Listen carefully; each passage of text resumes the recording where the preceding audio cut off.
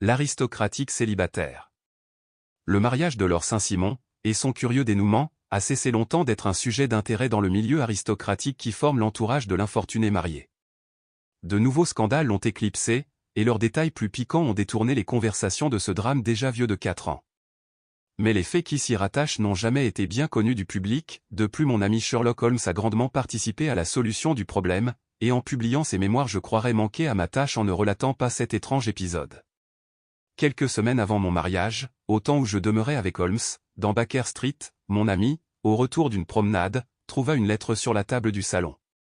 Je n'étais pas sorti de la journée, le temps s'était mis à la pluie et au vent, je souffrais de la balle dont j'avais été atteint par les Gézaïl lors de ma campagne d'Afghanistan, et qui n'avait pu être extraite. Donc, allongé sur une chaise, les jambes croisées, je m'étais entouré d'un monceau de journaux. Lorsque je les eus tous lus et éparpillés autour de moi, je demeurai paresseusement étendu, sans penser à grand-chose, me demandant toutefois de qui pouvait venir la lettre dont j'avais sous les yeux le cachet armorié. « Vous avez là une lettre très élégante, dis-je à Holmes quand il rentra. Cela contraste avec vos lettres de ce matin, qui, si je ne me trompe, étaient écrites par un marchand de poissons et par un douanier. Oui, ma correspondance a certainement le charme de la variété, me répondit-il en souriant, et les plus humbles missives sont souvent les plus intéressantes. Celle-ci m'a tout l'air d'une de ces malencontreuses convocations à vous ennuyer ou à mentir. » Il brisa le cachet et parcourut la lettre. Oh! Mais voilà qui pourrait bien ne pas être banal, rien de mondain, alors, non, c'est tout à fait professionnel, et cela vient d'un membre de l'aristocratie, d'un des premiers de l'Angleterre, mon cher ami, je vous félicite, je vous assure, Watson, et cela sans la moindre affectation, que la position sociale d'un client m'est parfaitement indifférente. Je ne considère jamais que le plus ou moins d'intérêt de son affaire, et il est possible que celle-ci en présente une certaine dose. Vous avez lu les journaux d'une façon suivie, dernièrement, n'est-ce pas, plutôt, dis-je mélancoliquement en désignant du doigt un énorme tas de journaux qui gisait dans un coin, je n'ai pas autre chose à faire, c'est très heureux, car vous allez peut-être pouvoir me renseigner. Je ne lis que les nouvelles judiciaires et les correspondances personnelles, celles-ci sont toujours instructives. Mais si vous êtes bien au courant des nouvelles, vous devez connaître l'histoire de Lord Saint-Simon et de son mariage, oh. Oui, je l'ai suivi avec le plus grand intérêt, tout va bien. Cette lettre est précisément de Lord Saint-Simon. Je vais vous la lire, et, en échange, vous me chercherez dans ces journaux tout ce qui a trait à ce sujet. Voici ce qu'il dit, mon cher monsieur Sherlock Holmes, Lord Backwater m'affirme que je puis m'en rapporter entièrement à votre jugement et à votre discrétion. Je me suis donc décidé à venir vous voir, et à vous consulter au sujet de l'incident si pénible qui s'est produit lors de mon mariage. Monsieur Lestrade, de Scotland Yard, s'occupe déjà de l'affaire, mais il m'assure qu'il ne voit aucun inconvénient à votre coopération, qu'il la juge même très utile. Je passerai chez vous à 4 heures de l'après-midi, et si vous aviez quelque autre engagement à cette heure-là, j'espère que vous voudrez bien vous rendre libre, car je viens vous entretenir d'une chose de la plus haute importance. Sincèrement à vous. Robert Saint-Simon. C'est daté de Grosvenor Mansion, c'est écrit avec une plume d'oie, et le noble lord a eu la guigne de tacher d'encre le bord extérieur du petit doigt de sa main droite, remarqua Holmes en repliant la lettre. Il dit 4 heures. Il en est 3. Il sera par conséquent ici dans 1 heure. J'ai donc juste le temps, avec votre concours, de me mettre au courant. Parcourez ces journaux, et mettez-moi ces articles par ordre de date pendant que je vais voir qui est notre client. Il prit un volume rouge dans une série d'annuaires à côté de la cheminée. Le voilà, dit-il, en s'asseyant et en ouvrant le livre sur ses genoux, Robert Walsingham de Vers Saint-Simon, second fils du duc de Balmoral. Armoirie, d'azur aux 3 croix de Malte en chef, et à la face de sable. Né en 1846. Il a 41 ans, ce qui est un âge mûr pour se marier. Il était sous-secrétaire aux colonies dans le dernier ministère. Le duc, son père, a été, à un moment, ministre des Affaires étrangères. Il descend en ligne droite des Plantagenets, et des Tudors par les femmes. Ah! Je ne vois rien de très instructif dans tout cela. Je crois que j'aurai recours à vous, Watson, pour obtenir des renseignements plus sérieux, c'est très facile, dis-je, car les faits sont tout récents et m'avaient particulièrement frappé. Je ne vous en avais pas parlé, parce que vous aviez déjà une enquête sur le chantier et que vous n'aimez pas dans ces cas-là à être détourné de votre but, oh. Vous voulez parler du petit problème de la voiture de déménagement de Grosvenor Square, c'est tout à fait tiré au clair maintenant, et la solution du reste sautait aux yeux dès le début. Voyons, donnez-moi le résumé de vos articles de journaux. Voici la première mention de cette affaire, je la trouve dans la colonne du Morning Post intitulée « Personnel » et l'article remonte à quelques semaines. On annonce les fiançailles et le prochain mariage de Lord Robert Saint-Simon, second fils du duc de Balmoral, avec Miss Hattie Doran, fille unique de Aloysius Doran Esquire, de San Francisco, Californie, États-Unis. Un point c'est tout, net et concis, remarqua Holmes en se rapprochant du feu pour se chauffer les jambes. Je croyais avoir vu un entrefilet plus détaillé, dans une des feuilles mondaines de la même semaine. Ah! Le voici, il faudra bientôt appliquer le protectionnisme à notre marché matrimonial, car les principes actuels de libre-échange semblent dangereux pour nos produits nationaux. L'une après l'autre les illustres maisons de la Grande-Bretagne s'allient à nos belles cousines de l'autre côté de l'Atlantique. La liste des prix remportés par ces charmantes envahisseuses s'est encore allongée la semaine dernière. Lord Saint-Simon, qui s'était montré 20 ans durant rebelle au mariage, vient d'annoncer officiellement ses fiançailles avec Miss Hattie Doran, la séduisante fille d'un millionnaire californien. Miss Doran, dont la tournure gracieuse et les traits charmants avaient vivement attiré l'attention aux fêtes de Westborough House, est fille unique, et l'on dit couramment que sa dot sera représentée par plus de 6 chiffres, avec des espérances dans l'avenir. Il est de notoriété publique que le duc de Balmoral a dû vendre ses tableaux, il y a quelques années, et comme Lord Saint-Simon n'a pas d'autre terre que celle peu importante de Birchmoor, il est évident que l'héritière californienne n'est pas la seule à trouver des avantages dans une alliance qui, chose facile et fréquente de nos jours, transformera une républicaine en une grande dame anglaise. Rien d'autre, demande Holmes en bâillant. Pardon, je continue. Toujours dans le Morning Post je trouve un article disant que le mariage se fera dans la plus stricte intimité, qu'il aura lieu à Saint-Georges, à Hanover Square, que seule une demi-douzaine d'amis seront convoqués, et qu'après la cérémonie ils se rendront à la maison de Lancaster Gate, qu'a loué toute meublée Monsieur Aloysius Doran. 2 jours après, c'est-à-dire mercredi dernier, on raconte que le mariage a eu lieu, et que le voyage de noces se fera chez Lord Backwater, auprès de Petersfield. Voilà tout ce qui a été publié avant l'article annonçant la disparition de la mariée. Avant la quoi, demanda Holmes, en sautant sur sa chaise. La disparition de la mariée. Quand a-t-elle disparu? Pendant le déjeuner, après la cérémonie, vraiment? Mais c'est bien plus intéressant que je ne l'avais cru tout d'abord, c'est même très dramatique. Oui, cela me paraît sortir de l'ordinaire. J'ai souvent vu des disparitions avant la cérémonie, et quelquefois pendant la lune de miel. Mais je ne connais pas d'exemple d'une fuite aussi prompte. Donnez-moi tous les détails, je vous prie, je vous préviens qu'ils sont très incomplets, nous pourrons peut-être y remédier. Voici un article d'un journal du matin, où je les ai trouvés tous condensés. Il est intitulé « Singulier incident à un grand mariage ».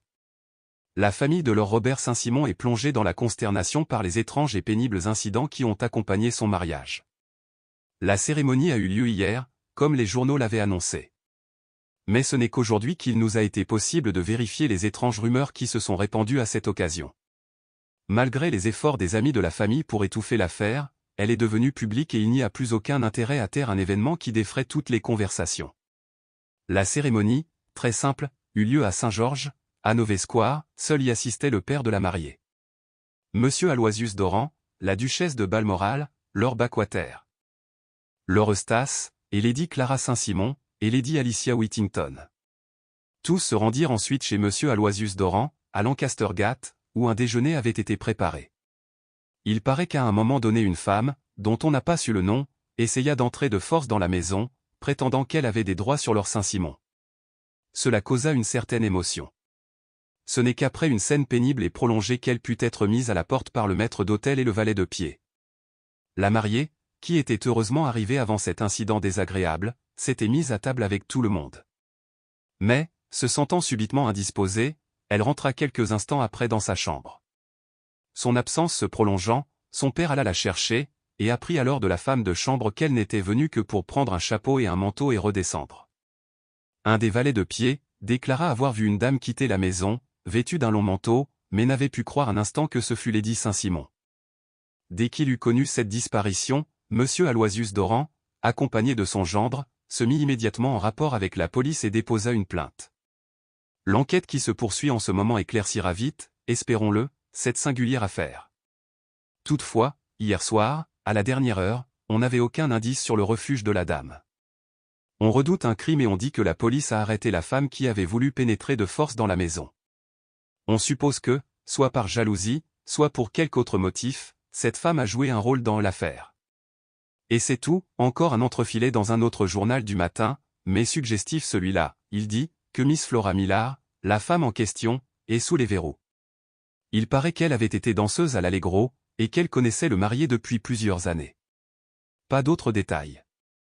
Vous voilà maintenant renseigné sur tout ce qui a été publié au sujet de ce mariage, c'est fort intéressant. Je ne voudrais pas pour un empire avoir manqué l'occasion d'étudier une cause comme celle-ci. Mais on sonne, Watson, et comme il est près de 4 heures, je ne doute pas que ce ne soit notre aristocratique client. N'allez pas vous retirer, je préfère de beaucoup avoir un témoin, ne fût-ce que pour contrôler mes propres souvenirs. Lord Robert Saint-Simon, annonça le groom, en ouvrant la porte et en livrant passage à un gentilhomme à la physionomie agréable et intelligente. Une légère pâleur était répandue sur ses traits. Il avait le nez long, la bouche volontaire, l'œil calme et assuré de l'homme né pour commander et être obéi. Il avait de l'agilité dans les mouvements, mais son dos un peu voûté et une légère flexion du genou le faisaient paraître plus âgé qu'il ne l'était réellement. Quand il ôta son chapeau au bord très relevé, nous vîmes que ses cheveux étaient gris sur les tempes et rares sur le sommet de sa tête. Sa mise était des plus soignées, recherchée même. Il portait un col très haut, une redingote noire avec un gilet blanc, des gants jaunes, des bottines vernies et des guêtres de couleur claire. Il s'avança lentement dans la chambre, regardant de droite et de gauche, et jouant de la main droite avec le cordon de son pince-nez cerclé d'or. « Bonjour, Lord Saint-Simon, dit Holmes, en se levant pour saluer. Veuillez prendre un fauteuil, et permettez-moi de vous présenter mon ami et collègue, le docteur Watson. Approchez-vous du feu, et exposez-moi votre affaire, une affaire des plus pénibles pour moi, comme vous pouvez l'imaginer, monsieur Holmes. J'ai été blessé au vif. Il me semble que vous avez déjà résolu plusieurs questions délicates de ce genre, mais je présume que les héros n'étaient pas gens du monde. Je dois vous avouer que cette fois je descends d'un cran. Que dites-vous, mon dernier client, dans un cas analogue, était un souverain, oh. Vraiment. Je ne m'en doutais pas. Lequel, le roi de Scandinavie, quoi? Cherchait-il sa femme, vous comprendrez, dit Holmes avec douceur, que j'apporte aux affaires de mes autres clients la discrétion à laquelle je m'engage vis-à-vis de vous. Naturellement. C'est juste. Très juste. Je vous fais toutes mes excuses. Pour ce qui me concerne, je suis prêt à vous fournir toutes les informations qui pourraient vous être utiles, merci. Je suis au courant de tout ce qui a été publié, rien de plus. Veuillez me dire, par exemple, si cet article qui relate la disparition de la mariée est rigoureusement exact. Lord Saint-Simon le parcourut. Oui, tout ceci est vrai, mais cela ne me suffit pas pour me faire une opinion. Je pense que le moyen le plus simple serait de vous interroger, je vous le demande, quand avez-vous rencontré Miss Atidoran pour la première fois, à San Francisco, il y a 1 an, vous voyagiez aux États-Unis, oui, vous êtes-vous fiancé à ce moment-là, non. Mais vous aviez déjà avec elle de bonnes relations d'amitié, je la trouvais agréable et amusante, elle s'en apercevait sûrement, son père est très riche, on dit que c'est l'homme le plus riche de la côte du Pacifique, comment a-t-il fait sa fortune, dans les mines? Il n'avait pas un sou, il y a quelques années. Il trouva le filon, fit de bons placements, et s'enrichit. Maintenant, quel est votre avis sur le caractère de la jeune femme? De votre femme? Le gentilhomme agita nerveusement son pince-nez, et regarda fixement le feu. Voyez-vous, monsieur Holmes, ma femme avait 20 ans lorsque son père devint un Richard. Elle était habituée à courir seule dans un campement de mineurs, à errer dans les bois et les montagnes, de sorte qu'elle s'est élevée seule en face de la nature, et qu'on n'a jamais eu recours pour elle à des professeurs. Elle est ce que nous appelons en Angleterre un luron avec une constitution vigoureuse, une nature indépendante et indisciplinée, libre de toute tradition. Elle est impétueuse, volcanique, allais-je dire, rapide dans les décisions qu'elle exécute sans se préoccuper des conséquences. Mais je ne lui aurais pas donné le nom que j'ai l'honneur de porter, si je ne l'avais pas cru douée de sentiments élevés. J'estime qu'elle est capable des plus héroïques sacrifices et qu'il lui serait impossible de faire quoi que ce soit de déshonorant. Avez-vous sa photographie? J'ai apporté ceci. Il ouvrit un médaillon, et nous montra le portrait d'une femme ravissante. Ce n'était pas une photographie, mais une miniature sur ivoire et l'artiste avait admirablement rendu les cheveux d'un noir de jais, les grands yeux foncés, la bouche exquise du modèle.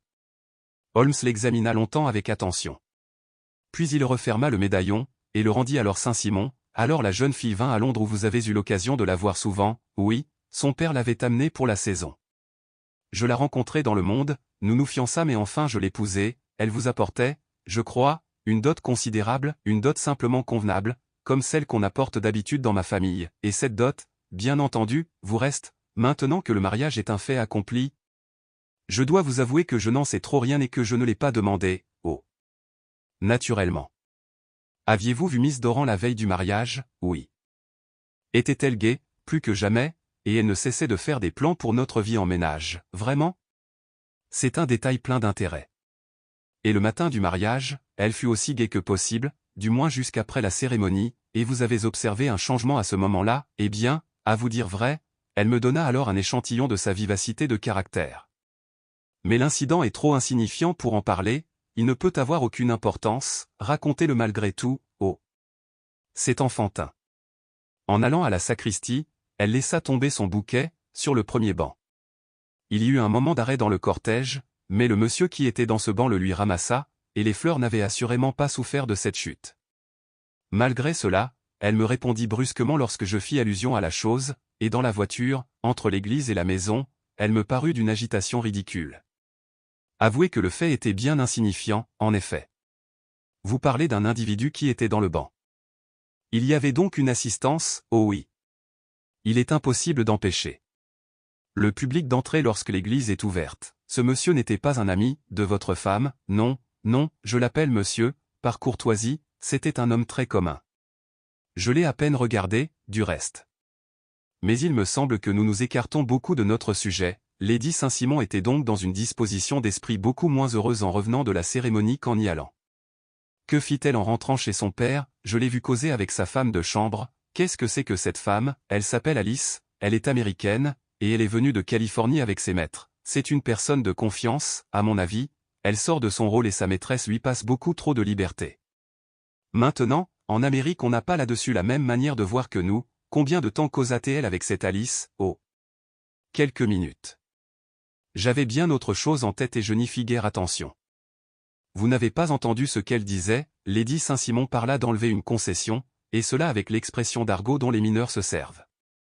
Je n'ai aucune idée de ce qu'elle a voulu dire, l'argot américain est très expressif parfois. Et que fit votre femme quand elle eut fini de causer avec sa femme de chambre? Elle entra dans la salle à manger, à votre bras, non, seule. Elle est très indépendante dans l'habitude de la vie. Au bout de 10 minutes, à peu près, elle se leva brusquement, murmura quelques mots d'excuse, et sortit.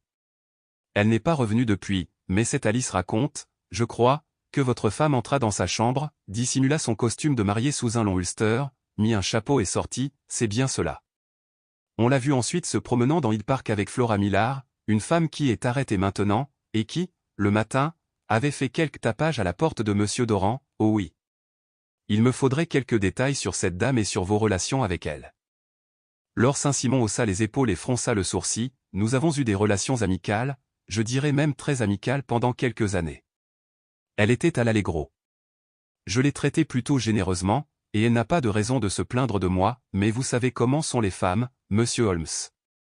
Flora, quoique charmante et très attachée à moi, a la tête chaude. Elle m'a écrit des lettres injurieuses lorsqu'elle a appris mon mariage, et pour dire la vérité, si j'ai voulu que la cérémonie fût aussi simple, c'est parce que je craignais un scandale à l'église. Elle arriva chez Monsieur Doran au moment où nous venions de rentrer, et essaya de forcer le passage, employant des expressions insultantes pour ma femme et très menaçantes pour moi, mais j'avais prévu cette éventualité et donné aux domestiques l'ordre de la pousser dehors. Elle se calma quand elle vit que ce tapage ne servait à rien. Votre femme a-t-elle entendu la scène? Non, grâce au ciel, et on l'a vue se promener ensuite avec cette même femme? Oui. C'est ce que Monsieur Lestrade, de Scotland Yard, considère comme très grave. On pense que Flora attira ma femme au dehors pour la faire tomber dans quelque piège. C'est plausible, vous êtes de cet avis, je n'ai pas dit probable, mais plausible, vous n'admettez pas cette hypothèse? Non, je ne crois pas Flora capable de faire du mal à une mouche, pourtant la jalousie transforme terriblement les caractères. Et quelle est votre opinion sur ce qui s'est passé? En réalité, je suis venu ici m'en faire une et non exposer la mienne. Je vous ai tout raconté. Mais puisque vous voulez savoir ce que je pense, je vous dirai que les émotions de la cérémonie, l'idée de la position sociale dans laquelle elle se trouvait tout à coup transportée, ont pu produire quelques désordres nerveux dans le cerveau de ma femme, c'est-à-dire qu'elle serait devenue folle, réellement, quand je pense qu'elle a tourné le dos, je ne dirai pas à moi, mais à tout ce que tant d'autres ont envié sans succès, je ne puis trouver d'autre explication.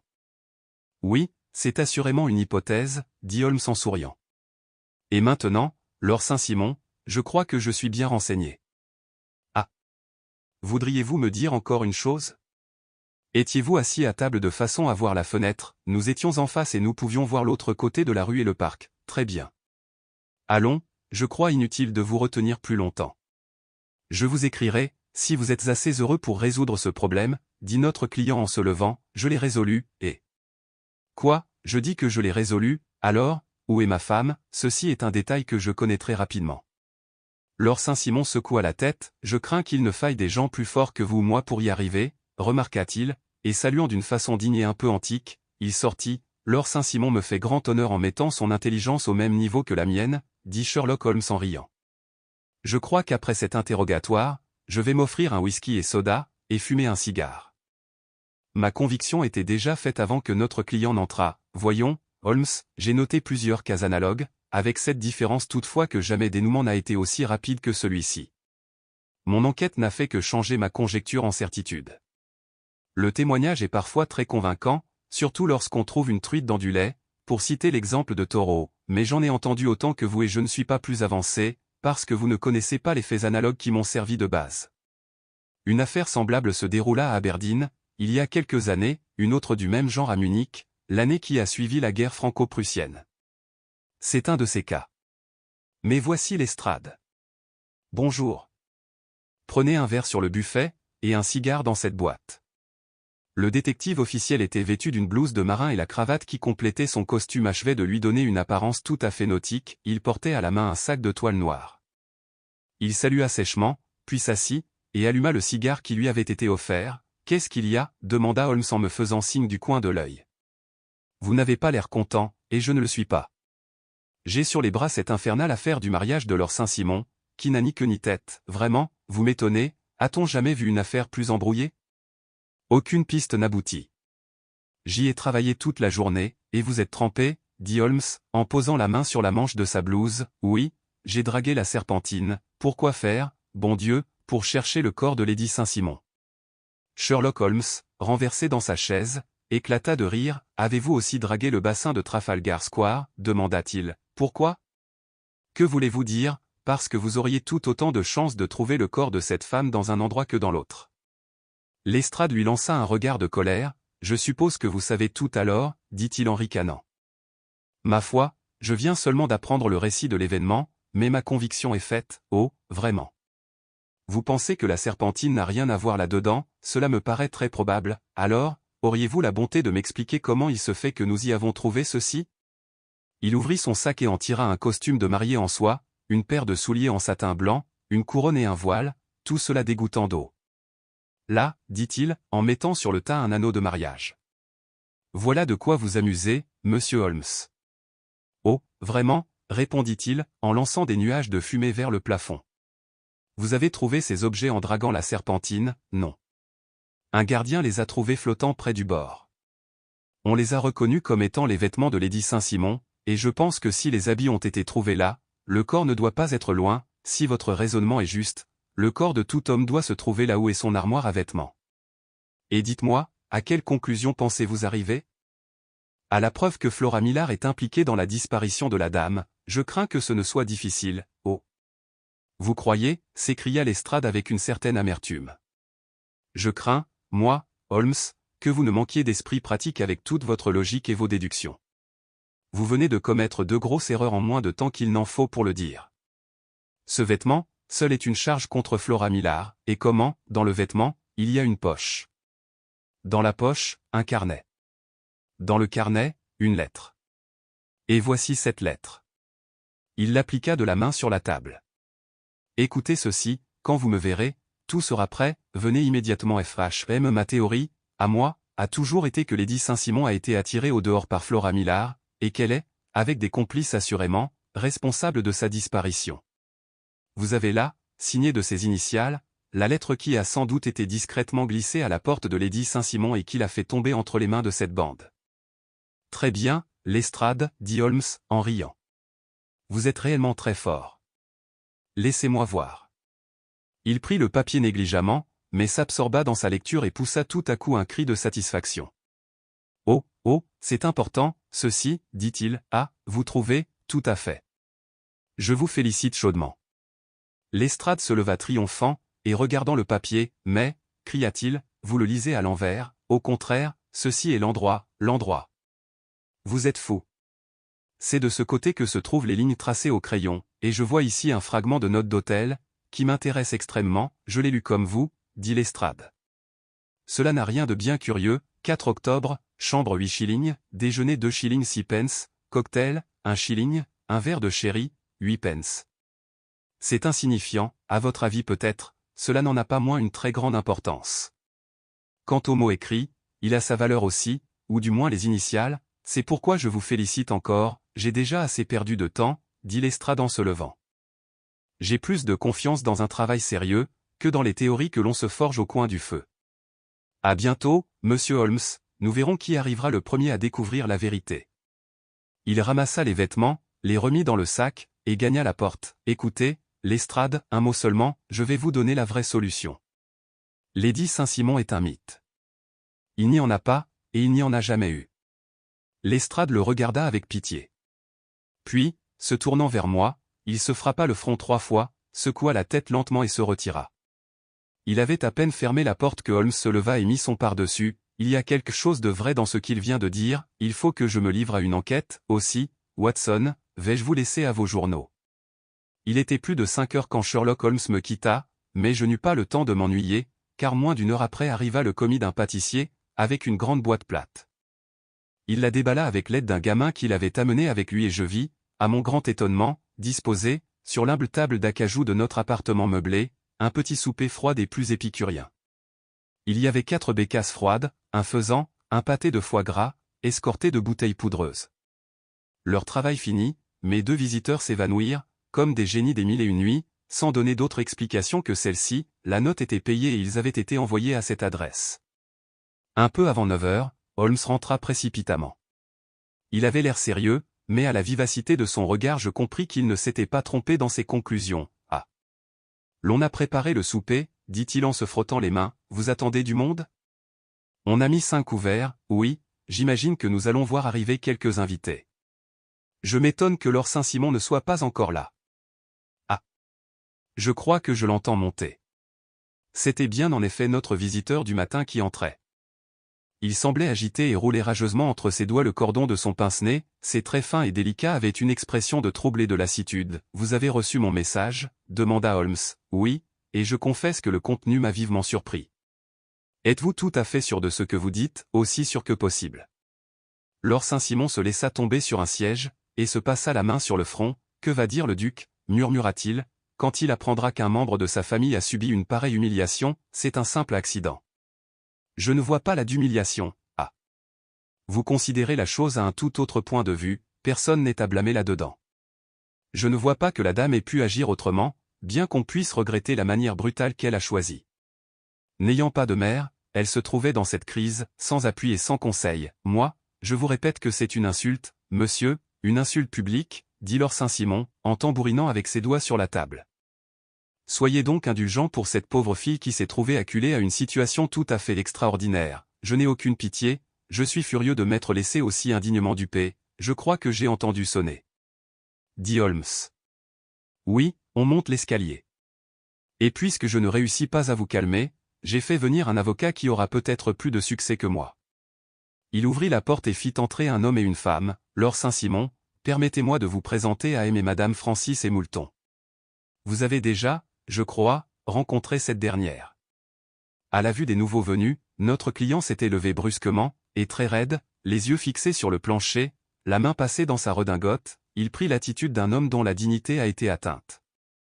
Mrs. Moulton s'était avancée vivement, et lui avait tendu une main qu'il refusait de voir. Je suis sûr que sa rancune eût disparu en un instant s'il avait consenti à regarder le charmant visage qui se tournait vers lui.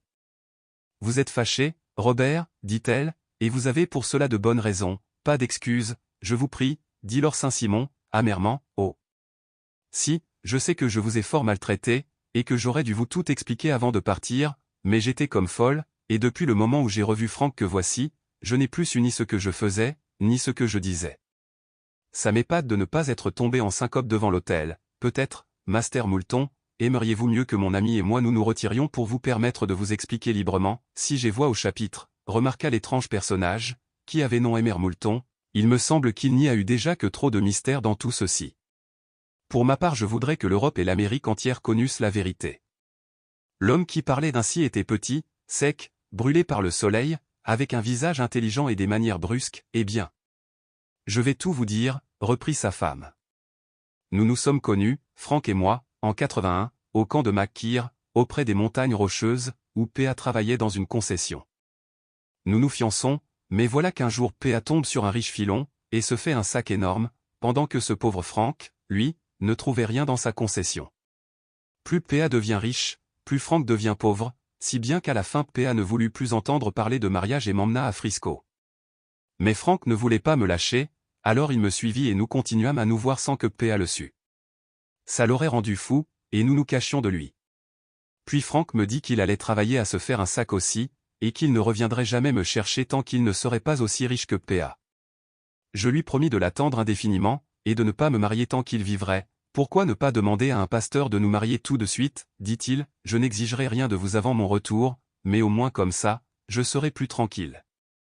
Après avoir bien réfléchi, nous nous décidâmes à nous présenter devant un révérend que Franck avait prévenu, et nous nous mariâmes sans tambour ni trompette. Puis Franck partit pour faire fortune et je restai avec P.A. La première lettre de Franck était du Montana, ensuite il alla prospecter dans l'Arizona, et enfin il m'écrivit du Nouveau-Mexique. Après cela, je lus dans les journaux le récit tragique d'un camp de mineurs attaqué par les Indiens Apaches, et le nom de mon Franck se trouvait parmi les morts. Je m'évanouis du coup, et je fus très malade pendant plusieurs mois. P.A. me crut perdu et il consulta presque tous les docteurs de Frisco.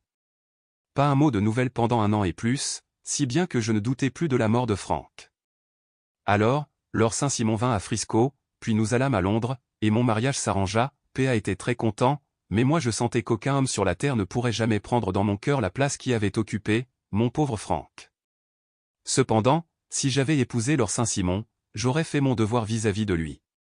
On ne commande pas à son cœur, mais on commande à sa volonté. J'allais à l'hôtel avec l'intention d'être réellement une femme honnête et dévouée autant que je m'en sens capable. Vous pouvez donc vous imaginer ce que j'ai ressenti quand, en passant devant le premier banc, j'aperçus Franck qui me fixait. Je crus d'abord que c'était son esprit, mais en regardant de nouveau je vis qu'il était toujours là avec un œil inquisiteur qui semblait me demander si j'étais contente ou non de le voir. Je m'étonne de ne pas être tombé. Tout tournait autour de moi et les paroles du prêtre étaient comme un bourdonnement d'abeilles. Je ne savais que faire. Arrêter la cérémonie et faire un scandale dans l'église. Je regardais Franck, et comme s'il avait compris ma pensée, il posa son doigt sur ses lèvres pour me dire de ne rien faire. Ensuite, je le vis griffonner sur un papier, et je compris qu'il m'écrivait un mot. À la sortie, en passant près de lui, je laissai tomber mon bouquet à l'endroit où il se trouvait et il me glissa le papier dans la main en me le rendant. Ce n'était que quelques lignes pour me dire d'aller le rejoindre quand il me ferait signe. Naturellement, je n'avais pas le moindre doute que mon premier devoir maintenant ne fût d'aller à lui, et je résolus de faire tout ce qu'il me dirait. En rentrant à la maison, je me confiai à ma femme de chambre qu'il avait connue en Californie, et lui avait toujours été favorable. Je lui ordonnai de ne rien dire, mais de faire un paquet de quelques-uns de mes effets et de préparer mon ulster. Je sais bien que j'aurais dû parler à Lord Saint-Simon, mais c'était dur devant sa mère et tous ces gens huppés. Je me décidai à me sauver d'abord, et à m'expliquer ensuite. Je n'étais pas à table depuis 10 minutes que par la fenêtre je vis Franck, de l'autre côté de la rue. Il me fit un signe et entra dans le parc. Je sortis de table, je mis un chapeau et un manteau et je le suivis. Je fus aussitôt abordé par une femme qui me raconta une histoire sur Lord Saint-Simon. Si j'ai bien compris cette histoire, Lord Saint-Simon aurait eu lui aussi une petite aventure mystérieuse, avant son mariage. Mais je réussis vite à me débarrasser de cette femme et à rattraper Franck. Nous prîmes un fiacre, nous allâmes à l'appartement qu'il avait retenu à Gordon Square et ça a été là mon vrai mariage après tant d'années d'attente. Franck avait été prisonnier chez les Apaches, s'était échappé, était venu à Frisco, avait appris que je le croyais mort et que j'étais parti pour l'Angleterre, Y avait suivi et retrouvé le jour même de mon second mariage. J'ai lu l'annonce de la cérémonie dans un journal, interrompit l'Américain. On donnait bien le nom et l'église mais pas l'adresse de la dame, alors nous causâmes du parti à prendre et Franck voulait tout raconter franchement, mais moi j'étais si honteuse que j'aurais voulu disparaître et ne plus jamais voir aucune des personnes mêlées à cette affaire. C'était tout juste si je consentais à envoyer un mot à P.A., pour lui prouver que j'étais vivante. Cela me terrifiait de penser que tous ces lords et ladies étaient à table, attendant mon retour. Alors Franck prit mes habits de mariée, en fit un paquet, et les jeta dans un endroit où il pensait qu'on ne les découvrirait jamais.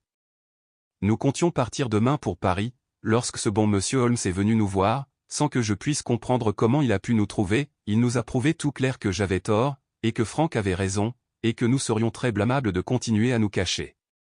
Alors il nous a offert de nous fournir une occasion de causer avec Lord Saint-Simon tout seul, et voilà comment nous sommes ici. Maintenant, Robert, vous savez tout, je suis très fâché de vous avoir fait de la peine et j'espère que vous ne m'en voudrez pas. Lord Saint-Simon n'avait rien changé à son attitude rigide, il avait écouté ce long récit avec les sourcils froncés et les lèvres serrées. « Excusez-moi, dit-il, mais je n'ai pas l'habitude de discuter mes affaires intimes d'une façon aussi publique, alors, vous ne voulez pas me pardonner?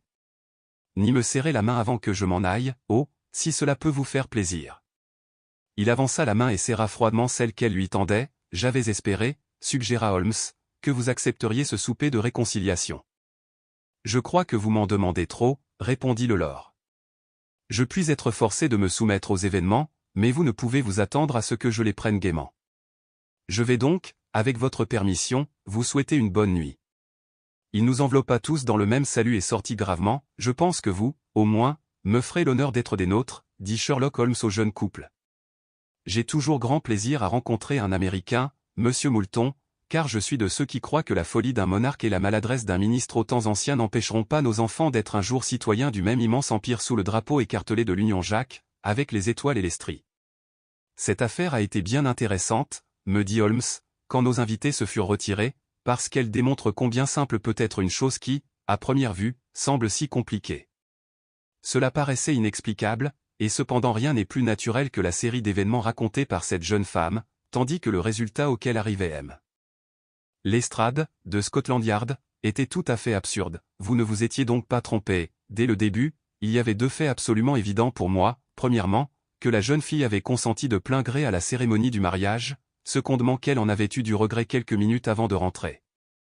Il devait donc s'être produit dans la matinée une circonstance qui l'avait fait changer d'avis. Quelle était cette circonstance? La jeune fille ne pouvait avoir parlé à personne, au dehors, puisqu'elle était avec son fiancé. Avait-elle donc vu quelqu'un? Si oui, ce devait être quelqu'un venant d'Amérique, elle avait passé peu de temps dans ce pays-ci et ne connaissait sûrement personne ayant sur elle assez d'influence pour bouleverser tous ses plans. Nous voici déjà par un simple procédé d'élimination, arrivés à l'idée qu'elle peut avoir vu un Américain.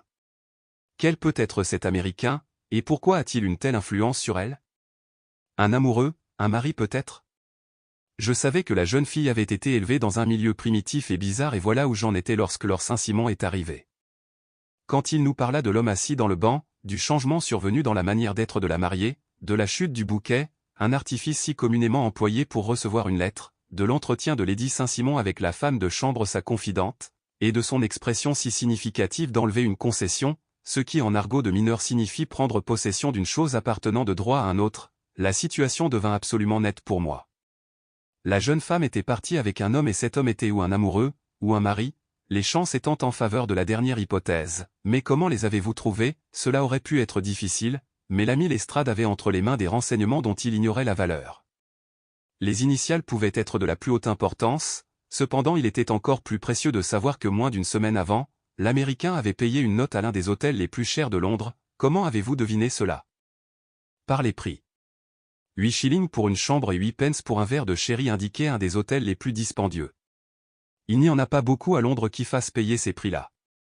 L'examen des registres dans le second hôtel de Northumberland avenue que je visitais me fournit le nom de Francis H. Moulton, Américain, ayant quitté la veille et dont le compte correspondait avec la note que j'avais eue sous les yeux. On devait faire suivre ces lettres au 226 de Gordon Square où je me rendis. Ayant eu la chance de trouver le jeune couple chez lui, je me permis de leur donner quelques conseils paternels, et de leur faire remarquer qu'il vaudrait mieux, à tous les points de vue, faire connaître plus clairement leur situation au public en général et à Lord Saint-Simon en particulier. Je les invitai à venir le rencontrer ici et, comme vous l'avez vu, j'ai obtenu qu'il vînt aussi, sans un heureux résultat, dis-je. Son attitude n'a certes pas été très aimable. Ah. Watson, dit Holmes en souriant, peut-être ne seriez-vous pas non plus très aimable si, après tous les tracas d'une cour et d'un mariage, vous vous voyez dépouillé en un instant de la femme et de la fortune. Je crois que nous devons juger Lord Saint-Simon avec beaucoup d'indulgence, et remercier notre étoile de nous épargner les chances d'une semblable situation. Approchez votre chaise et donnez-moi mon violon, car le seul problème qui nous reste à résoudre est de savoir comment nous tuerons le temps en ces tristes soirées d'automne.